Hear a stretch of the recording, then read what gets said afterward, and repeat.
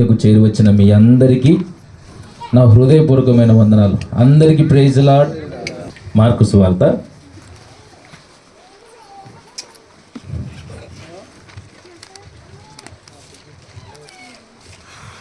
హల్లెలూయా అధ్యాయానికి మనం వెళ్దాం.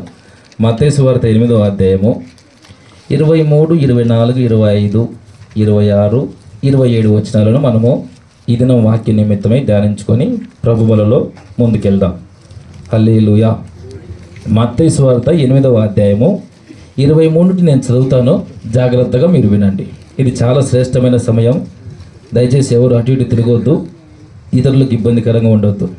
23వ వచనం నుండి చదువుతున్నాను. మత్తయి సువార్త 8వ అధ్యాయము 23వ వచనం నుండి.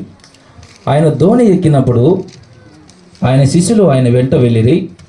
అంతటా సముద్రం మీద వారు ఆయన ఎద్దుకు వచ్చి, ప్రభువా, నశించిపోవచ్చున్నాము, మమ్మను రక్షించుమని చెప్పి ఆయనను లేపిరి. అందుకు ఆయన, అల్ప విశ్వాసులారా, ఎందుకు భయపడుచున్నారని వారితో చెప్పి లేచి గాలిని సముద్రమును గద్దింపగా మిక్కిలి నిమ్మలమాయెను. ఆ మనుషులు ఆశ్చర్యపడి, ఈయన ఎట్టివాడో, ఈయనకు గాలియు సముద్రమును లోబడుచున్నవని చెప్పుకొనిరి. హల్లెలూయా, హల్లెలూయా. ఈ వాక్యం తెలియకుండా ఎవరికి ఉండదు బహుశా. ఆ చంద్రరేఖ చేరియండి యవనస్తులు ఎవరైనా. ఈ వాక్యం తెలియకుండా ఎవరికి ఉండదు. నాకు తెలిసి ఎవరికైనా సువార్త ప్రకటించాలన్నా, ఏదైనా ఒక వీడియో క్లిప్ వేసి సినిమాలాగా చేయాలన్నా ఈ పేరాగ్రాఫ్ ఖచ్చితంగా ఉంటుంది.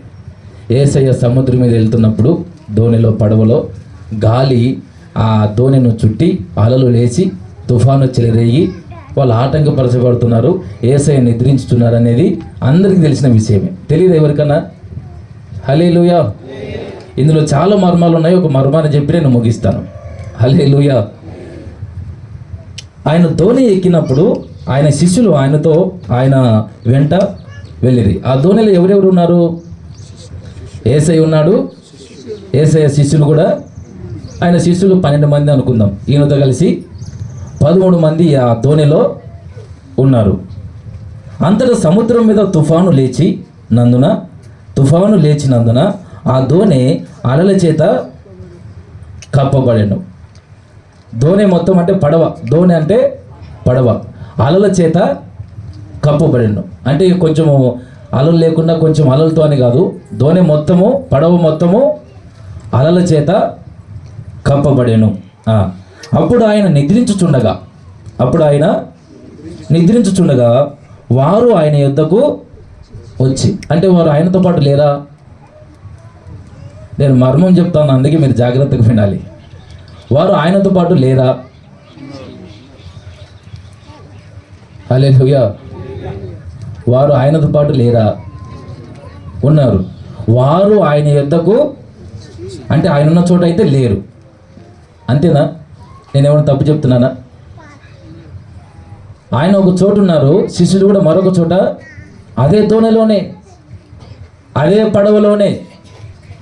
ఆ పడవ మొత్తం ఉన్న ప్లేస్ ఒక చోట ఉంది, యేసయ్య ఉన్న చోటు మరొక చోటు, దోణిలోనే, పడవలోనే.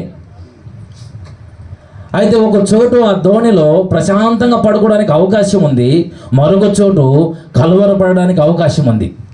హల్లెలూయా, హల్లెలూయా.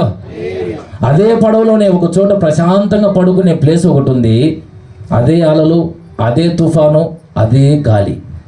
అయితే ఒక చోట మాత్రం ప్రశాంతంగా పడుకోవచ్చు, మరొక చోట మాత్రము కలవరపడడానికి అవకాశం ఉంది. అదిగో అక్కడ 25వ వచనము.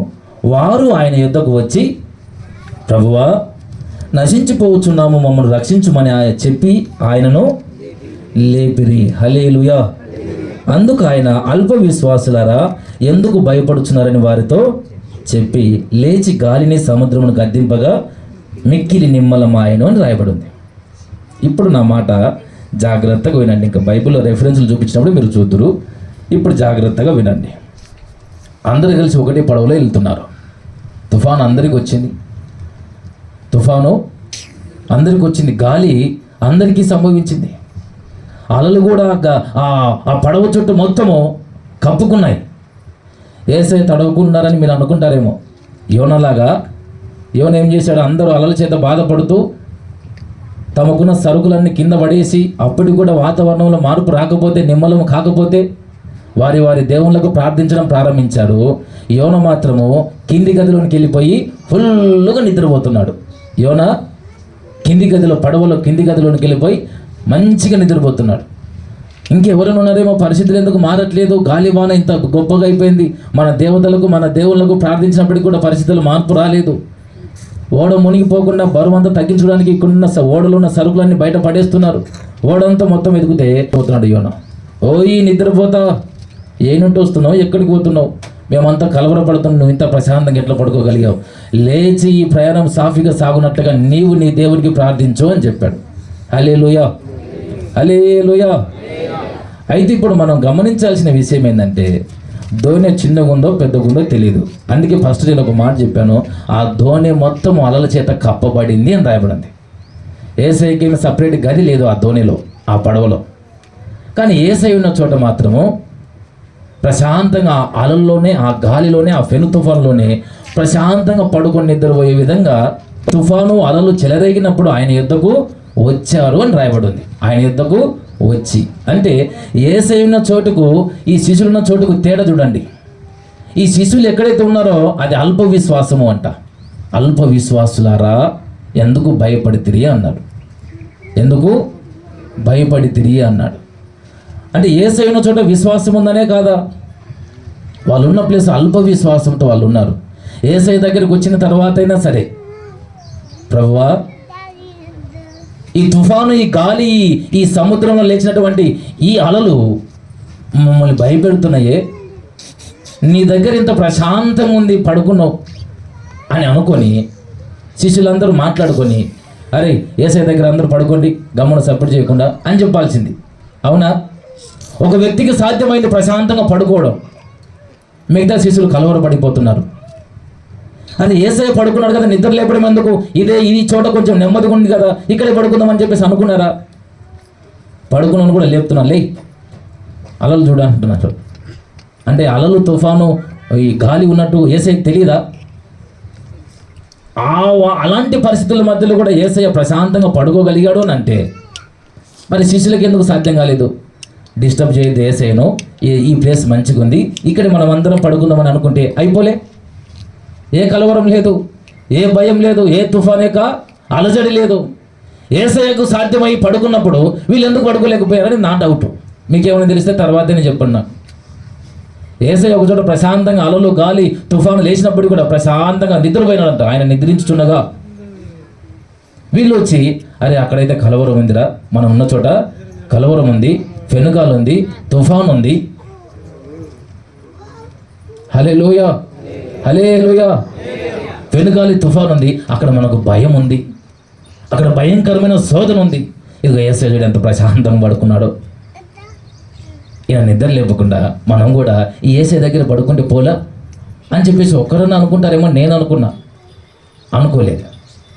ప్రశాంతంగా ఉన్న చోట కూడా మళ్ళీ యేసయ్య లేగు లేగు చూడు కలవరం ఎట్టొచ్చిందని మళ్ళీ వాళ్ళున్న దగ్గరికి యేసయ్యని తీసుకుని పోతున్నారు. హల్లెలూయా, హల్లెలూయా. యేసయ్య దగ్గరికి వచ్చిన తర్వాత నమ్మాలి. ఎబ్రీ పత్రిక 11:6 రాయబడిన మాట, విశ్వాసం లేకుండా దేవునికి ఇష్టడైనట అసాధ్యము, ఆయన యుద్ధకు వచ్చేవాడు ఆయన ఉన్నాడనియు తను వెతుకు వారికి ప్రతిఫలము దయచేవాడనియు నమ్మవలెను కదా అని రాయబడి ఉంది. నమ్మవలెను కదా అని రాయబడి ఉంది. హల్లెలూయా, హల్లెలూయా.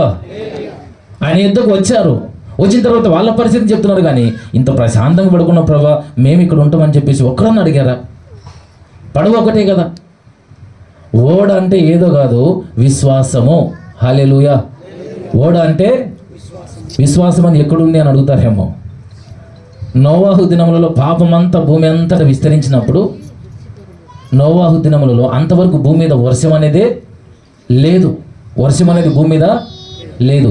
ఆ స్థితిలో నోవాహు దగ్గరికి యెహోవా వాక్కు ప్రత్యక్షమై, నోవాహు ఈ భూమి మీదకి నేను వర్షాన్ని రప్పించబోతున్నాను, ఈ భూమి మీద ఎంతమంది అవుతున్నారో వారందరూ చనిపోబోతున్నారు, ఆకాశ తుమ్ములు తెరవబడబోతున్నాయి. వర్షము 40 రాత్రులు పగులు ఆగకుండా కురవబోతుంది. గొప్ప గొప్ప పర్వతాలు కూడా మునిగిపోబోతున్నాయి. ఈ లోకమంతా లయమైపోబోతుంది.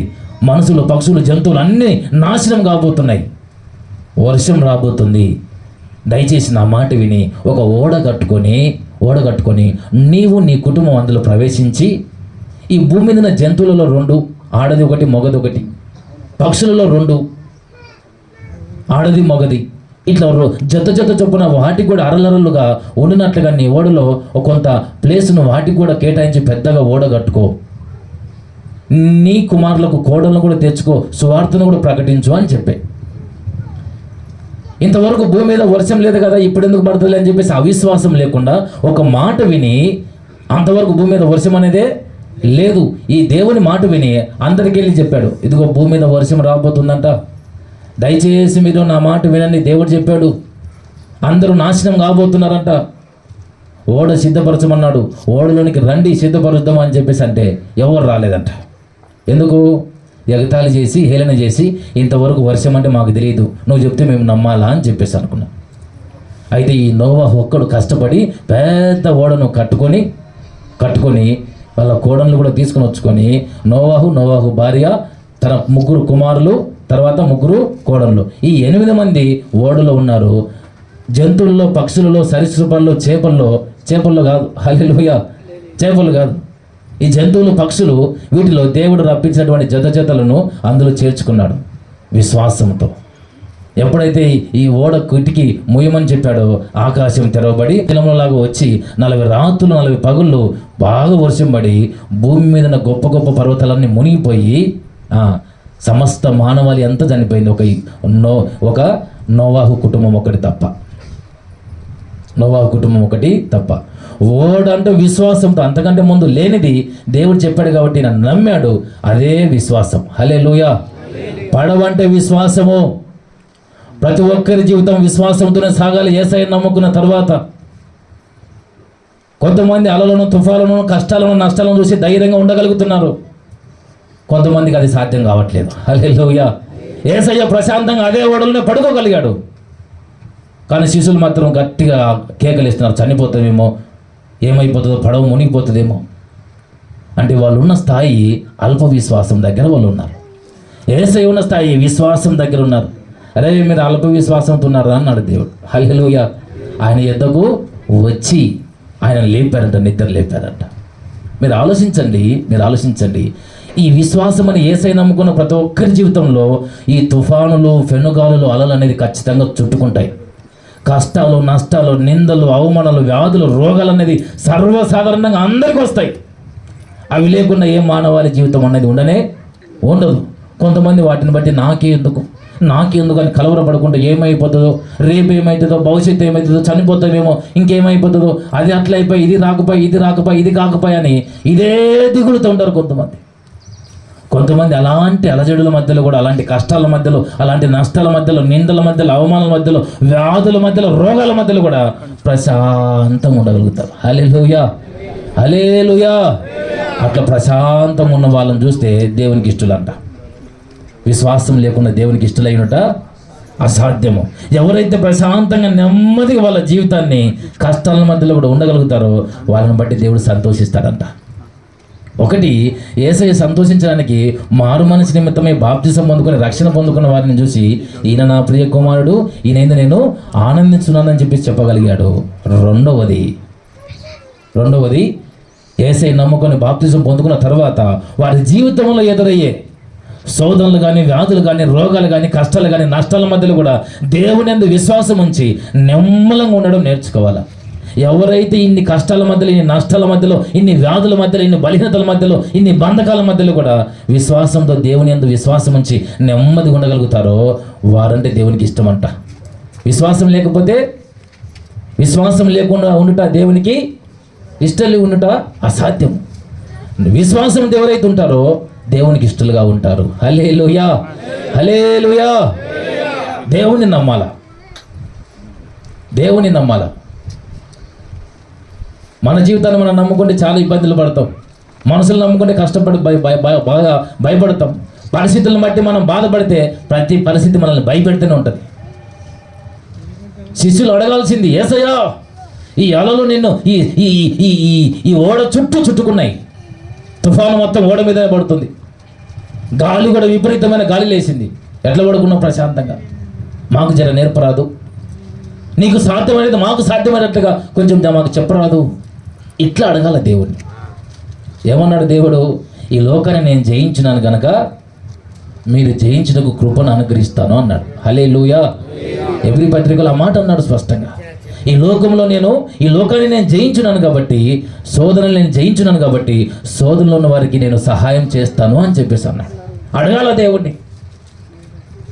దేవుని అడగాల. చాలామంది భయపడుతున్నారు, సమస్యలను బట్టి, వ్యాధులను బట్టి భయపడుతున్నారు, రోగాలను బట్టి భయపడుతున్నారు.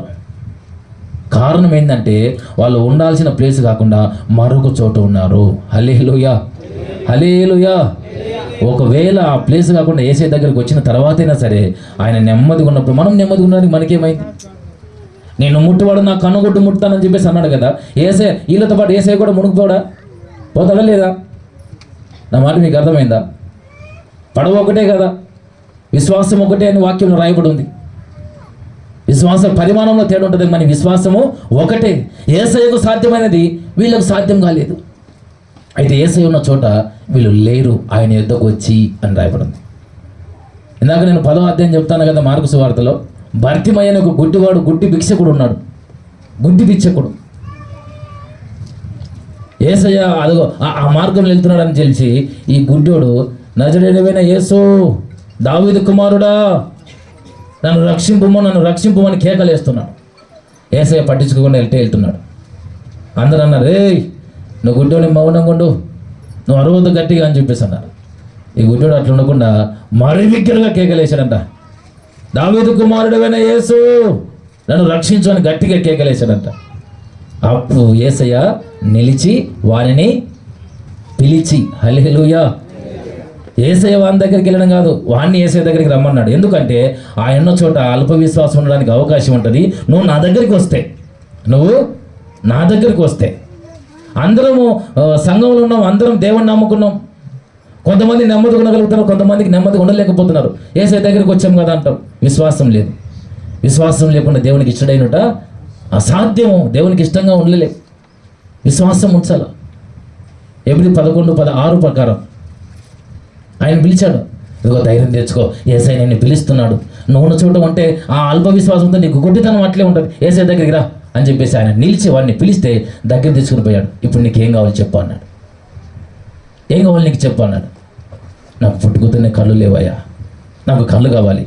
నేను నీకు కళ్ళు ఇస్తానని నా దగ్గరకు వచ్చినాక నువ్వు నమ్ముతున్నావా? హల్లెలూయా. నువ్వు అక్కడ ఉన్నప్పుడు నమ్మడం కాదు, నువ్వు నా దగ్గరకు వచ్చావు కదా, నువ్వు నమ్ముతున్నావా? ఇప్పుడు నా దగ్గర విశ్వాసం ఉంది. యేసయ్య దగ్గర విశ్వాసం ఉందా లేదా? ఆయన అలల మధ్యలో కూడా ప్రశాంతంగా పడుకోగలుగుతాడు. పెనుగాలి తుఫాను లేచిన ఆయన ప్రశాంతంగా ఉండగలుగుతాడు. నీ కళ్ళు బాగలేవు, నా దగ్గరకు వచ్చావు కదా, నువ్వు నమ్ముతున్నావా? నమ్ముతున్నానయ్యా, నేను నమ్మిక చొప్పున నీకు అవును కాక అన్నాడు. అంతే. హల్లెలూయా. చేయబట్టలేదు, గట్టిగా గద్దించలేదు, గొప్ప ప్రార్థన చేయలేదు. నీ నమ్మిక చొప్పున నీకు అవును కాక అన్నాడు. వెంటనే వాని కన్నులు తెరవబడ్డాయట. హల్లెలూయా. యేసయ్య దగ్గరికి వస్తే ఆయనకున్న విశ్వాసం మనకు రావాలి. వచ్చి కూడా అల్ప విశ్వాసంతో ఉండకూడదు. ఈ శిష్యులు అంతే. వాళ్ళు ఉండే ప్లేస్ వేరు, యేసయ్య ఉన్న ప్లేస్ వేరు. యేసయ్య దగ్గరకు వచ్చారు, చిన్నదోనే ఉండదేమో పెద్దదేమో ఉండదో తెలియదు మనకు.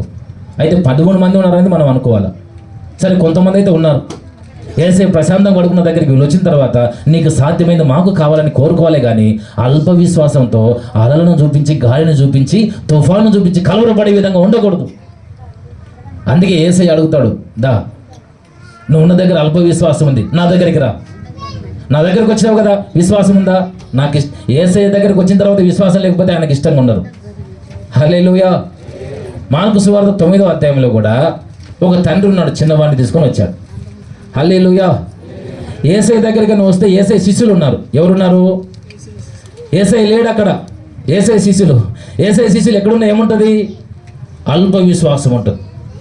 అక్కడ అల్ప విశ్వాసం దగ్గరికి చాంద్ర రోగం వచ్చి మూగ దయ్యం పట్టినటువంటి చిన్నగా ఉన్నప్పుడు సందే ఒక దయ్యం బట్టి అమాస పుణ్యానికి నీళ్ళలో పడతాడో నిప్పులలో పడతాడో తెలియదు. ఆ దయ్యం పడగొట్టుకొని పోతుంది. యేసయ్య శిష్యుల దగ్గరికి వచ్చాడు, మీరేమన్నా కొంచెం నా కుమార్ని బాగా చేసి పెట్టు అని చెప్పేసాని. వాళ్ళు ప్రార్థించారు. ఆ దయ్యం వెళ్ళిపోనే వెళ్ళిపోలే. హల్లెలూయా. శిష్యుల దగ్గర అవిశ్వాసం ఉంది. ఈ లోపే ఏసై దగ్గరికి మళ్ళీ తీసుకొచ్చాడు. ఏసై వచ్చాడు, ఏసై దగ్గరికి మళ్ళీ చిన్నోడిని తీసుకొచ్చాడు. నీ శిష్యుల దగ్గరికి పోతే, నీ శిష్యులు అక్కడ ఉన్నారు కదా, ఆ శిష్యుల దగ్గరికి వెళ్ళిపోయినా నా కుమారుడికి బాగాలే అని అన్నప్పుడు ఏమన్నాడు తెలుసా? మార్కు సువార్త 9వ అధ్యాయము, మార్కు 18వ వచనం చూడండి. రబషికి తిరియారా 17వ వచనం నుండి నేను చదువుతున్నాను. 17వ వచనం నుండి మార్కు సువార్త 9వ అధ్యాయము 17 నుండి. జనసమూహంలో ఒకడు బోధకుడా, మూగదయ్యము పట్టిన నా కుమారుని నీ యొద్దకు తీసుకొని వచ్చి తిని, అది ఎక్కడ వారిని పట్టునో అక్కడ వారిని పడద్రోయును. అప్పుడు వాడు నురుగు కార్చుకొని పండ్లు కురుక్కొని మూర్ఛిల్లును. దానిని వెలుగొట్టుడని నీ శిష్యులను అడిగి తిని కానీ అది వారి చేత కాలేదని ఆయనతో చెప్పిన. అందుకు ఆయన విశ్వాసం లేని తరం వాళ్ళరా అని. హల్లెలూయా. శిష్యుల దగ్గర విశ్వాసం లేదు, అందుకే శిష్యుల దగ్గర ఆ వ్యాధికి స్వస్థత జరగలే. యేసయ్య దగ్గర విశ్వాసం ఉంది. ఆయన ఇలాంటి పరిస్థితులు కూడా ప్రశాంతంగా ఉండగలుగుతాడు. అందుకే కింద ఏమన్నాడంటే 19వ వచనం, అందుకు ఆయన విశ్వాసం లేని తరం వాళ్ళరా, నేను ఎంతకాలం మీతో ఉందును, ఎంతవరకు మిమ్మల్ని సహింతును, వాణిని నా యుద్ధకు తీసుకొని. హల్లెలూయా. ఎవరిని వాణిని అంటే ఈ మూగదయం పట్టిందే, మూగదయం బట్టి పడగొట్టుకొని పోతుంది, చాంద్ర రోగం పట్టిపోయింది, శిష్యులు వెలగొట్టలేకపోయారే, ఆ దయ్యం పట్టిన వాడిని నేను అక్కడికి రావడం కాదు, వాడిని నా దగ్గర తీసుకుంటాండి. తీసుకొచ్చి నాకు ఏమన్నాడు? హల్లెలూయా. తీసుకుంటా నేను వారితో చెప్పగా వారు ఆయన వద్దకు వారిని తీసుకొని వచ్చిరి. దయ్యము ఆయనను చూడగానే వాని విలువిలలాడించిన గనక వాడు నీలపడి నురుగు కార్చుకొనొచ్చు పొరలాడుచుండెను. అప్పుడు ఆయన ఇది వీనికి సంభవించి ఎంతకాలమైనదని వాని తండ్రిని అడగగా అతడు బాల్యం నుండియే అది వాని నాశనం చేయవలెనని తరచుగా అగ్నిలోనూ నీళ్ళలోనూ పడద్రోయును. ఏమైనను నీ వలనైతే మా మీద కనికిరపడి మాకు సహాయం చేయమనెను. అందుకు యేసు, నమ్ముట నీ వలనైతే నమ్మవానికి సమస్తము సాధ్యమే అని అతనితో చెప్పాను. హల్లెలూయా. అమోఘవాన్ని నా దగ్గర తీసుకురండి, దయ్యం పట్టి నా దగ్గర తీసుకురండి అన్నాడు. యేసయ్య దగ్గరికి వచ్చినాక ఎట్లుండాలా?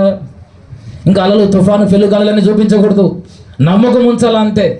ఈయన ప్రశాంతంగా ఉంటాడు, అల్ల మధ్యలో ప్రశాంతంగా నిద్రపోగలుగుతాడు. ఈ మూగదయ్యం పట్టిన వాడిని తీసుకురండి అన్నాడు. వచ్చిన తర్వాత నీ చేతినైతే బాగు చేయి. నా చేతిని ఇవ్వడం కాదు, నా దగ్గరకు వచ్చావు కదా, నువ్వు నమ్ముతున్నావా చెప్పు. విశ్వాసం నీకుందా? నేను బాగు చేస్తాను, విశ్వాసం నీకుందా? విశ్వాసం లేకపోతే నాకు ఇష్టంగా ఉండవు, వెళ్ళిపో అన్నట్టుగా చెప్పాడు. నేను నమ్ముతున్నాను ప్రభా, అపనమ్మకం ఉండకుండా నాకు సహాయం దయచేయి ఒక మాట చెప్పాడు. నేను నమ్ముతున్నాను. ఆయన ఎందుకు వచ్చేవాడు ఎప్పుడైనా అల్ప విశ్వాసంతో ఉండకూడదు, నమ్మాలా అంతే. యేసయ్య దగ్గరకు వచ్చినవాడు నమ్మితే ప్రతిఫలం దయచేస్తాడంట. ఎబ్రీ పత్రిక 11వ అధ్యాయము 6వ వచనంలో ఏమని రాయబడి ఉంది? 11:6 చదవండి. విశ్వాసము లేకుండా దేవునికి ఇష్టడైండుట అసాధ్యము. దేవుని యొద్దకు వచ్చేవాడు ఆయన ఉన్నాడనియు తను వెదుకు వారికి ఫలము దయచేవాడనియు. హల్లెలూయా, హల్లెలూయా. ఆ కింద ఏం చెప్పాడు నోవాహు గురించి? విశ్వాసమును బట్టి నోవాహు అది వరకు చూడని సంగతులను గురించి దేవుని చేత హెచ్చరింపబడి భయభక్తులు గలవాడై తన ఇంటి వారి రక్షణ కొరకు ఒక ఓడను సిద్ధపరిచేసెను. అందువలన అతడు లోకం మీద నిరస్థాపన చేసి విశ్వాసమును బట్టి కలుగు నీతికి వారసుడాయను. హల్లెలూయా. విశ్వాసం అనేది ఉండాలి దేవుని దగ్గరకు వచ్చిన తర్వాత. ఇంకా అల్ప విశ్వాసం ఉండకూడదు, ఇంకా సమస్యల గురించి ఆలోచించకూడదు, అలాంటి వ్యాధులు రోగాల గురించి బాధపడకూడదు. ప్రశాంతంగా ఉండాలి. దేవుని దగ్గరికి వస్తే ఎట్టుండాలా? నెమ్మదిగా ఉండాలా. యేసయ్య కూడా అదే బాధ ఉందా లేదా? ఓడలో ఉన్నప్పుడు ఉందా? ఓడ మొత్తాన్ని, ఆ ధోని మొత్తాన్ని అలల చేత కప్పబడిన స్థితిని చూపిస్తున్నాడు వాక్యంలో. మరి యేసయ్య ఎట్లా ప్రశాంతంగా ఉండగలిగాడు? యేసయ్యకి ఎట్లా సాధ్యమైపోయింది? ఇప్పుడు కూడా ఈ భూమి మీద ఉన్న భక్తులలో కూడా చాలామంది దేనికి భయపడరు. చిన్న చిన్న కష్టాలు వచ్చినా, చిన్న చిన్న నష్టాలు వచ్చినా, చిన్న చిన్న ఇబ్బందులు వచ్చినా, పెద్ద పెద్ద కష్టాలు వచ్చినా యెహోవా ఈరే ఆయన చూసుకుంటాడని గొప్పగుంటారు. హల్లెలూయా, హల్లెలూయా. అబ్రహామును నీ కొడుకును నాకు బలి అన్నప్పుడు అబ్రహాం దగ్గర బలి ఇవ్వమని చెప్పేసి అనలేదు. దేవుడు చూపించిన ఒక ప్రాంతం ఉంది. అదే యెరూషలేం దేశం కట్టబడిన స్థితి, మోరియా పర్వతం. హల్లెలూయా. అది దేవుడు నివసించే స్థలము, దేవుని పరిశుద్ధ మందిరం కట్టబడే స్థలము, దేవుడు ఉండే స్థితి. అక్కడికి రా బలి ఇవ్వడానికి అన్నాడు. అక్కడికి వెళ్తున్నాడు తీసుకొని, కానీ బలి పశువు లేదు, నిప్పు ఉంది, ఖడ్గం ఉంది, కర్రలు ఉన్నాయి. తండ్రివేనా అబ్రహామా, ఏమి నా కుమారుడా, బలి ఇవ్వడానికి అని చెప్పేసి అంత బాగా చెప్పబడుతుంది. నీ చేతిలో ఖడ్గం ఉంది, నిప్పు ఉంది, నా భుజాల మీద కర్రలు ఉన్నాయి, బలి పశువు ఏది? మనం వెళ్ళేది సర్వశక్తి మధ్యన దేవుని దగ్గరికి రా, యెహోవా ఈరే. అక్కడికి వెళ్ళిన తర్వాత ఆయన చూసుకుంటాడు. హల్లెలూయా. ఈడున్నప్పుడైతే మనం చూసుకోవాలి, యేసయ్య దగ్గరికి వెళ్తే ఆయన చూసుకుంటాడు. సరే పద, ఇంకేం మాట్లాడలేదు. అందుకే యేసయ్య దగ్గరికి వచ్చేవాడు ఆయన ఉన్నాడనియు ప్రతిఫలము దయచేవాడని నమ్మవలని కదా అడుగువానికి. ఇది సాధ్యం కాలేకపోతుంది చాలామందికి. దయచేసి మీరు గమనించండి, దయచేసి మీరు గమనించండి. ఈ లోక యాత్రలో ఆల్రెడీ యుద్ధాలు ప్రారంభమయ్యాయి, కరువులు ప్రారంభమయ్యాయి, ధరలు పెరిగిపోయాయి. హల్లెలూయా. మానవుడి మనుగడ కొంచెం ఇబ్బందికరంగా నెట్టివేసే పరిస్థితులు వచ్చేసాయి. వాగ్దానాలు ఎన్ని ఇచ్చినా కానీ అవి నెరవేర్చబడే దాఖలాలు కూడా కొన్ని లేవు, కొన్ని ఉన్నాయి. హల్లెలూయా. ఇంకెంత చూసుకున్నా ఒక క్షేమకరమైన నెమ్మదితో కూడిన స్థితి మనకు వచ్చేటట్టుగా కనబడట్లేదు ఈ భూమి మీద. ఇక రాబో రోజుల్లో మరీ కఠినమైన పరిస్థితులు రాబోతున్నాయి. అలల లాంటి, తుఫాన్ లాంటి, ఫెనుగాల లాంటి ఎన్నో కష్టాలు రాబోతున్నాయి. అయితే ఆయన మాట విని ఆయన దగ్గర ఉంటే వరదలు వస్తాయి, తుఫాన్ వస్తుంది, బండం మీద స్థిరంగా వాళ్ళు ఉంటారంట. హల్లెలూయా. ఆయన మాట వినాలి. ఏం వినాలి? ఆయన మాట వినాలి. మొదటిది మనం విశ్వాసంలో స్థిరంగా ఉండాలి అంటే ఆయన మాట వినాలి. అబ్రహాం విన్నాడు. బలిస్తావని కుమారుని అంటే ఇస్తాను ప్రభు అన్నాడు. ఎక్కడ? వెళ్ళిపోయి ఇచ్చాడు. ఆయన మాట వినాలి. నా మాట చొప్పున నా మాటకు లోబడితే కనుక నాకు భయపడుతున్నాను, నేను ఎరిగి ఉన్నాను అని చెప్పేసి తప్పించాడు ఆ దేవుడు. మొదటిది ఈ నా మాటలు విని వాటి చొప్పున చేయవాడు బండ మీద తన ఇల్లును కట్టుకుంటాడు. ఎక్కడ? బండ మీద. ఆ బండ క్రీస్తే. క్రీస్తు మీద ఏ ఇల్లు అయితే, ఏ వ్యక్తి అయితే కట్టబడతాడో వరదలు వస్తాయి, గాలులు వస్తాయి, ఫెనుగాలు. చదవండి, ఆ మాటలు చదవండి. మత్తయి సువార్త 7వ అధ్యాయము 24వ వచనం.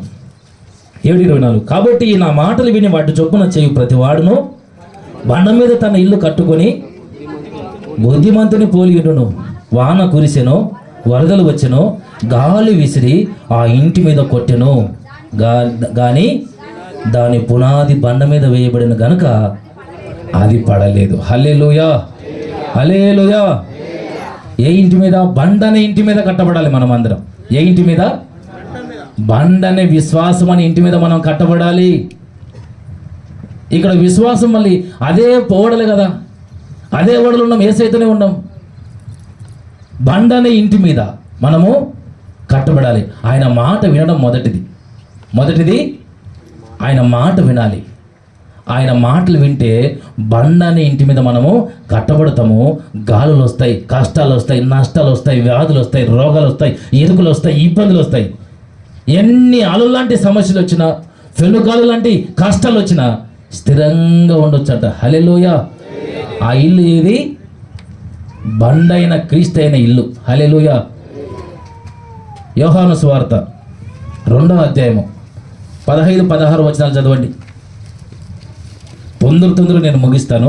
ఒక విశ్వాసం గురించి చెప్దాం అనుకున్నా, తొందరగా నేను ముగిస్తాను. యోహాను సువార్త 2వ అధ్యాయము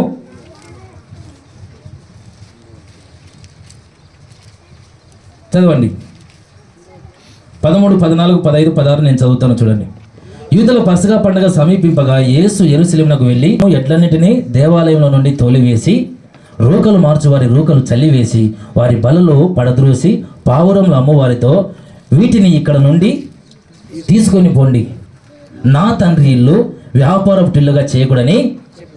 ఏ ఇల్లు ఇది? తండ్రి ఇల్లు. మొదటిది క్రీస్తు అయిన విశ్వాసం కూడిన ఇల్లులో విశ్వాసం లేకుండా ఉండడానికి కారణం ఏంటో చెప్తున్నాను. యేసయ్య దగ్గరకు వచ్చి నమ్మకుండా ఉండడానికి కారణం ఏంటో చెప్తున్నాను. ఇది తండ్రి ఇల్లు. మందిరం అనేది దేవుని యొక్క తండ్రి ఇల్లు. ఏదో మనం కట్టుకున్న రేకులతో కాదు. ఈ దేహం కూడా దేవునికి ఆలయం, అది తండ్రి ఇల్లు. ఏ ఇల్లు? దీంట్లో దుర్వ్యాపారం చేయకూడదు. నా మందిరం సమస్త జనులకు ప్రార్థన మందిరం అనబడిన వాక్యం సెలవిస్తుంది. తండ్రి ఇల్లు మనం చెప్పినట్టున్నాయి ఇక్కడ. ఏ ఇల్లు? తండ్రి ఇల్లు. తండ్రి ఇల్లు అంటే ఎట్లుంటుంది? ఎంత హోదాలు ఉన్నా, ఎంత ఉద్యోగం చేస్తున్నా, ఎంత గొప్ప జీతం వస్తున్నా, ఎంతో ఫారెన్లు ఉన్నా కానీ మనం పుట్టినటువంటి తండ్రి ఇల్లుకు రావాలి అని అంటే సంతోషం ఉంటుందా, బాధ ఉంటుందా? హల్లెలూయా, హల్లెలూయా. తండ్రి ఇల్లుకు రావడానికి సంతోషమా, కష్టమా? అక్క వాళ్ళకి చెప్పాల్సిన అవసరం లేదు. ఇంకా వాళ్ళ పుట్టిల్లు పూరి గుడిసైనా సరే, అక్కడ తినడానికి సరైన ఆహారం లేకపోయినా సరే, వాళ్ళని ఇచ్చినటువంటి అత్తగారిలు గొప్ప మేడ మిద్దలు కలిగిన ఇల్లైనా సరే, పుట్టింటికి వెళ్ళాలంటే వాళ్ళకి ఇష్టం ఉంటుందా, ఉండదా? హల్లెలూయా, హల్లెలూయా. కలవరంతో రాకూడదు, తండ్రి ఇల్లుకి సంతోషంగా రావాలి. హల్లెలూయా. మొదటిది, వాన కురిసినా, వరదలు వచ్చినా, గాలి విసిరినా బండ అనే ఇల్లు మీద కట్టబడితే అది స్థిరంగా ఉంటుంది అన్నారు కదా. ఆ బండ క్రీస్తే. క్రీస్తు దగ్గర మనం కట్టబడాలి. కట్టబడకుండా ఉండడానికి కారణం ఏంటంటే ఇది తండ్రి ఇల్లుగా మనం భావించాం. దేవుని మందిరాన్ని తండ్రి ఇల్లుగా భావించిన ప్రతి ఒక్కరూ సంతోషంగా రాగలుగుతారు. అర్థమవుతుందన్నమాట. ఈ మందిరము నాదో మీదో ఇంకొకటిదో కాదు, దేవుని ఇల్లు. ఎవరి ఇల్లు? దేవుని ఇల్లు, తండ్రి ఇల్లు అన్నాడు. ఏ ఇల్లు? మన పుట్టింటికి ఎంత ఆసక్తి చూపిస్తామో అలాంటి ఆసక్తి ఇక్కడ వచ్చిన ప్రతి ఒక్కరిలో ఎవరైతే ఉంటుందో వాళ్ళకి నిశ్చయంగా విశ్వాసం ఉన్నట్టే. అవును, యేసయ్య దగ్గర కలవరంతో వెళ్ళారు. ధోనిలో ఉన్నప్పుడు సంతోషంగా వెళ్ళారా? వెళ్ళింటారా? లేదు. మన ఇంట్లో మనకు ప్రశాంతంగా ఉంటుందా, ఉండదా? ఇంకా మిగతా రెంటింట్లో ఎంత గొప్ప గొప్ప మేడలు ఉన్నా కానీ ప్రశాంతంగా ఉంటుందా? మనం సొంతం కట్టుకున్న చిన్న గుడిసెన కానీ ఎట్లా అంత ప్రశాంతంగా ఉంటుంది? హల్లెలూయా, హల్లెలూయా. యేసయ్య దగ్గరికి వచ్చేవాడు ఎట్లుండాలంటే తండ్రి ఇంటికి వచ్చినట్టుగా సంతోషంగా రావాలి. ఆయన దగ్గరికి కలవరపడకుండా, భయపడకుండా, బాధలు చాలా మంది మన ఇంటికి వెళ్ళడానికి తొందరగా బుక్ చేసుకుని వెళ్తామో, ఈ తండ్రి లేని మందిరానికి రావడానికి మాత్రం చాలా మందికి వెళ్దాంలే, పాటలు పాడుతుంటారు, పాటలు అయిపోయినాక వెళ్దాంలే, వాక్యం అయిపోయినాక వెళ్దాంలే, హాస్టల్ వెళ్దాంలే, పరిచర్య ఎవరో చూసుకుంటారులే. హల్లెలూయా, హల్లెలూయా. ఆసక్తి ఉండాలి. మన సొంత పుట్టింటికి, మన సొంత తండ్రి ఇంటికి మనం ఎంత ఆసక్తి చూపిస్తామో అలాంటి ఆశతో మనం ఈ ఇంటికి రాగలిగితే, ఈ మందిరానికి రాగలిగితే వారిలో విశ్వాసం దేవుడిస్తాడు. హల్లెలూయా, హల్లెలూయా. రెండో మాట, మత్తయి సువార్త 8వ అధ్యాయము. మత్తయి సువార్త 8వ అధ్యాయము. ఓరి కబరా బషి తిరిగారా.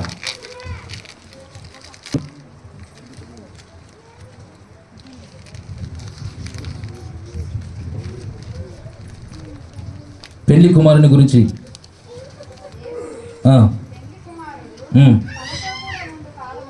వాళ్ళకి రెఫరెన్స్ చెప్పక్క. 15-16. యేసు తమతో కూడా ఉండు కాలమున పెళ్లి ఇంటి వారు, హల్లెలూయా. యేసయ్య ఉన్న ఇల్లు ఎలాంటిదంట? హల్లెలూయా. దుఃఖపడే ఇల్లు కాదు, పెళ్లి ఇల్లు. యేసయ్య ఉన్న ఇల్లు ఏది? యేసయ్య అని చెప్పాడు 15వ వచనంలో, యేసు పెళ్లి కుమారుడు తమతో కూడా నుండి కాలమున పెళ్లి ఇంటి వారు దుఃఖపడగలరా? పెళ్లి కుమారుడు వాని ఎద్దుండి కొనిపోవు దినములు వచ్చును. హల్లెలూయా. ఈ ఇల్లు దేవుని ఇల్లే కాదు, పెళ్లి ఇల్లు కూడా. హల్లెలూయా. ఈ ఇల్లు ఏది? పెళ్లి ఇల్లు లాగా ఉండాలి. అప్పుడు దేవునికి ఇష్టంగా ఉంటారు. పెళ్లి ఇల్లు అంటే ఎట్లుంటుంది? ఏడుస్తుంటారా? మందిరానికి వచ్చిన తర్వాత ఏడుచుకుంటుంటారా? తండ్రి ఇల్లే కదా. తర్వాత పెళ్లి ఇల్లు కూడా. విశ్వాసం రావడానికి చెప్తున్నా. మీ మనసును మీరు పరీక్షించుకొని వెళ్ళేటప్పుడు ఈ మాటలు, ఒకవేళ మందిరానికి రావడానికి ఆసక్తి కానీ, ఆతురత కానీ, ఎప్పుడెప్పుడు వెళ్ళాలని ఒక ఈ కోరహ కుమారులకు ఉన్నటువంటి ఆ యొక్క ఆలోచన మీకుంటే, నేను ఎప్పుడు దేవుని మందిరానికి వెళ్తున్నా, ఎప్పుడు నేను దర్శించుకున్నా, జీవం గల దేవుని మందిరం దర్శించుటకు నా దేహమును, నా ప్రాణమును ఆనందంతో కేకలు వేస్తున్నాయని చెప్పేసి అన్నాడు 84వ కీర్తనలో. హల్లెలూయా, హల్లెలూయా. అలాంటి ఆసక్తితో వస్తే ఆసక్తి లేని ప్రాణాన్ని తృప్తిపరిచే దేవుడు మనకుంటాడు. రెండవది, పెళ్లి ఇల్లు. పెళ్లి ఇంట్లో ప్రతి ఒక్కరు పనిచేస్తుంటారు. ఊగి కూర్చుంటారా? చిన్నోళ్ళు కూడా పనిచేస్తుంటారు. గ్లాసులలో నీళ్ళు పోయడము చేయరా? భోజనాలు వడ్డించేటప్పుడు చిన్నలు కానుంటి పెద్దల ముసిదల వరకు కూడా పని జరుగుతూనే ఉంటుంది, చేస్తూనే ఉంటారు. చేయరా? బియ్యం చేసేటోళ్ళు ముసిదోళ్ళు ఉంటే, వంటలు వేసేటోళ్ళు యవనస్తులు ఉంటే, గ్లాసులలో నీళ్ళు పోసేటోళ్ళు, గ్లాసులు తీసేవాళ్ళు పిల్లలు ఉంటే, పని లేకుండా ఎవరు ఉండరు. మందిరం అనేది పెళ్ళిళ్ళు, తండ్రిళ్ళు తర్వాత పెళ్ళిళ్ళు. వచ్చిన ప్రతి ఒక్కరు ఏదో ఒక పని చేయాలి. హల్లెలూయా, హల్లెలూయా. ఎవరు ఖాళీగా ఉండకూడదు, పొయ్యిలు కూడా ఖాళీగా ఉండవు పల్లెటూళ్ళు. ఇప్పుడైతే ఏదో కొంచెం క్యాటరింగ్ వచ్చినాక వేరే అయిపోయింది, కానీ అప్పుడు పెళ్లి గురించి చెప్పాడేమో దేవుడు. మరి ఇప్పుడు పెళ్ళిళ్ళు కొంచెం రెడీమేడ్ అయిపోయినాయి. పెళ్ళిళ్ళలాగా మనం భావించుకోవాలా. ఇది పెళ్ళిళ్ళు, తండ్రి ఇల్లు, పెళ్ళిళ్ళు. అందరూ పార్టిసిపేట్ చేయాలి దేంట్లో ఉన్నా అని. ఇప్పుడు నేను అడుగుతున్నా ఒక మాట, ఇంతమంది ఇక్కడ ఉన్నాం, ఎవరికైనా ఒక ఆపద వస్తుంది, దేవుని పిలుపునందుకుని ఒక కుటుంబంలో బయటికి వెళ్ళిపోతారు, దేవుడు పిలుచుకొని చనిపోయిన రోజు కూడా వస్తుంది. మీ అందరూ వస్తారు అక్కడికి? ఎందుకు రారు? రారా? మీ అందరికి ప్రైజ్ లార్డ్, మీ అందరికి ప్రైజ్ లార్డ్. మంచిగా చెడైనా అన్న దగ్గర ఉందాం, ఇదే మందిరంలో ఉందాం, స్థిరంగా ఉందాం, ఎవరేమన్నా ఏమనుకున్నాను వచ్చిన వాళ్ళు చాలా మంది ఉన్నారు తల్లే. బలహీనమైన కార్యమైన మీరు అందరు రావాలి. ఇక్కడ వచ్చిన మంది అక్కడ రావాలి. అర్థమవుతుందా? చావు ఉన్నా, పెళ్ళి ఉన్నా, ఇంకోటి ఉన్నా అందరూ కలిసి రావాలి. అందరూ చేసే పని అందరూ చేయాలి. మళ్ళీ అట్లా రాకుండా ఉండరు. మీ అందరికి నేను మళ్ళీ ఫోన్లలో రికార్డింగ్ చేసి పెడతా. హల్లెలూయా. ఇది పెళ్ళిళ్ళు. ప్రతి ఒక్కరు కష్టపడాలి, ప్రతి ఒక్కరు పరిచయం చేయాలి, ప్రతి ఒక్కరు వాళ్ళ వంతుగా వాళ్ళు ఏం చేయగలుగుతారో వాళ్ళకి ఇచ్చినటువంటి తలాంతులను ఉపయోగించుకునే ఇల్లు ఇది. అలాంటి మనసు లేకపోతే మీకు విశ్వాసం లేనట్టే, మీకు విశ్వాసం లేనట్టే. యేసయ్య ఒక చోట ఉంటారు, మీరు ఒక చోట ఉంటారు. చూడడానికి మాత్రం దేవుని నమ్ముకున్నాంలే, ఒకటే పడవలు ఉన్నాంలే, ఒకటే విశ్వాసం అనుకుంటారు. కాదు కాదు కాదు. యేసయ్య దగ్గరికి వస్తే పెళ్లి కుమారుడు ఉన్న ఇల్లు పెళ్లి ఇల్లు, యేసయ్య ఉన్న ఇల్లు పెళ్లి ఇల్లు. ప్రతి ఒక్కరు కష్టపడాలి, ప్రతి ఒక్కరు పని చేయాలి, ప్రతి ఒక్కరూ ఏదో ఒక పని చేయాలి. సహకరించే వాళ్ళు సహకరించాలి, ప్రార్థించే వాళ్ళు ప్రార్థించాలి, పరిచయం చేసే వాళ్ళు పరిచయం చేయాలి. పని లేకుండా ఎవరు ఉండకూడదు. వచ్చి ఎమ్మడు జస్ట్ ప్రార్థన చేసుకుని వెళ్ళిపోవడం కాదు. పోయినసారి చాలా పరిచర్య మిగిలిపోయింది. చూడడానికి మాత్రం 250 మంది దాకా అక్కడ గోడ దాకా కూర్చున్నారు. మొత్తం లేరు, చాలామంది లేరు. అది ఇది మన ఇల్లు, తండ్రి ఇల్లు, ఇది పెళ్లి ఇల్లు. మనమే వదిలిపెట్టిపోతే ఎట్లా? కొత్త కూర్చోాలంటే తర్వాత విషయం. మన ఇల్లు అనుకున్నప్పుడు మనం ఎట్లుండాలి? మీరైతే మీ ఇంట్లో అట్లా వెళ్ళిపోతారా? వెళ్తారా? అందుకే విశ్వాసం లేదు. ఇక్కడ ఉంది అట్లా. మరి ఉండాలి, ప్రతి ఒక్కరు ఉండాలి. మీరు ఏం చేయగలుగుతారో అది చేయగలగాలి. ఇది తండ్రిలు అన్నప్పుడు సిగ్గుపడకూడదు. తండ్రిలో సిగ్గుపడతారు ఎవరైనా? మన సొంత పుట్టింటిలో మన సొంత తండ్రిలో సిగ్గుపడడానికి అవకాశం ఉంటుందా? ఏ పనైనా మనం మంచిగా చేయగలుగుతాం. ఎవరైనా వస్తే ఆతిథ్యం ఇవ్వగలుగుతాం. కొత్త వాళ్ళు ఎవరైనా వస్తే వాళ్ళని ప్రేమతో ఆహ్వానించి వారికి ఉన్నటువంటి అవసరతలు తీర్చబడే విధంగా, వాళ్ళకి కావాల్సిన ఏర్పాట్లు చేసే విధంగా మనం అందరం ఉండాలి. సొంత ఇంటి వారం అంటే విశ్వాసం ఉన్న వాళ్ళు ఇట్లా చేస్తారు. ఆయన యుద్ధకు వచ్చేవాడు, ఆయన యుద్ధ అంటే ఆ ఇంటి చెప్పాడు. వానలు కురుస్తాయి, వర్షాలు వస్తాయి, వరదలు వస్తాయి. ఈ క్రీస్తు అనే బండ మీద ఇల్లు కట్టుకున్నవాడు మాత్రము అది కూలిపోదు. ఈ నా మాటలు విని వాటి చొప్పున, ఏ మాటలు? తండ్రిలని, తర్వాత పెళ్ళిళ్ళని. హల్లెలూయా, హల్లెలూయా. వీటిలో మీరు బాగా గమనించుకోండి. ఇది నా ఇల్లు, ఇది నా మందిరం అనుకుంటేనే విశ్వాసం ఉన్నట్టు, ఆసక్తి ఉన్నట్టు, దేవుని ఆశీర్వాదం మీ మీదకి వచ్చినట్టు, కలవరం లేకుండా మీరు ప్రశాంతంగా ఉండినట్టు. పెళ్ళి ఇల్లు, ప్రతి ఒక్కరూ పనిచేయాలి ఏదో ఒకటి మీకు ఇచ్చిన తలాంతులను బట్టి. ఖాళీగా ఎవరు ఉండకూడదు. హల్లెలూయా. మూడోది, తిమోతికి రాసిన మొదటి పత్రిక. నా మాటలు నేను ముగిస్తాను. తిమోతికి రాసిన మొదటి పత్రిక 2వ అధ్యాయము చదవండి.